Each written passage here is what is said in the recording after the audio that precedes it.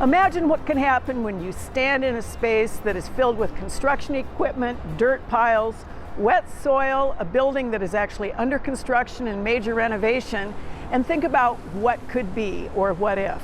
That's what happened with the Keim Hall Courtyard after the building was constructed, allowing us the beauty of a new entrance, a great glass curtain wall, and the imagination of all those things the students, staff, and faculty came up with to be able to teach, to look at, and to enjoy. My landscape design students came up with the first very creative ideas, and then I took those and ran with them. This was a hole in the ground, a big old mud hole. We had to do a lot of sweat equity to be able to get the pond to what it is today. Actually, it only took us a single day to do the pond itself, but everything on the getting ready was really an interesting experience. The beauty of what we've done is that we've captured water off one of the storm drains. We recirculate so this pond runs year-round. We have this fabulous sound of the water on campus. We get dragonflies, we have birds' nests. Those birds come in, they take a little drink, they take a little bath.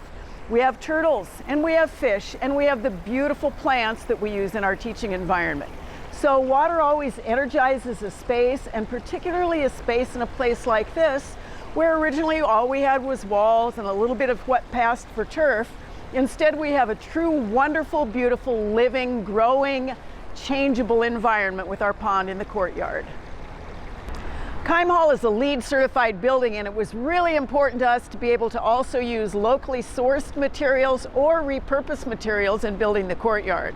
Students put in a lot of sweat equity on this one. In fact, two of them laid every single piece of pavement that you see, which again is either locally sourced or came off the building itself. We have bluestone off the old building, we have some of the granite, we have limestone, we have these monster big boulders that actually had to come in through a set of double doors in a big wheelbarrow with somebody standing guard so nobody would get killed in the process. But what we also have done in laying out the pavement and the paths the way you see them in here is let people take a little bit of a stroll. We have a flight of steps, we have a narrow sort of a sweeping path that goes all the way around. We have picnic tables and chairs so that people can either sit, stroll, enjoy the pond itself, take a look at the plants in this beautiful landscape space. As much as we love the pond, the crowning jewel in the courtyard's crown is really the plant materials. It's amazing what can happen in 5 short years if you just get them in the ground. Little bitty ones, some that were a little bit bigger. A lot of student labor went into this, and a lot of student labor still goes into it to take care of it and to certainly replace things as they die, add things as new plants come on the market. Turn this into truly a diverse, dynamic, beautiful space available to anybody who wants to see it 365 days a year, at least out the windows.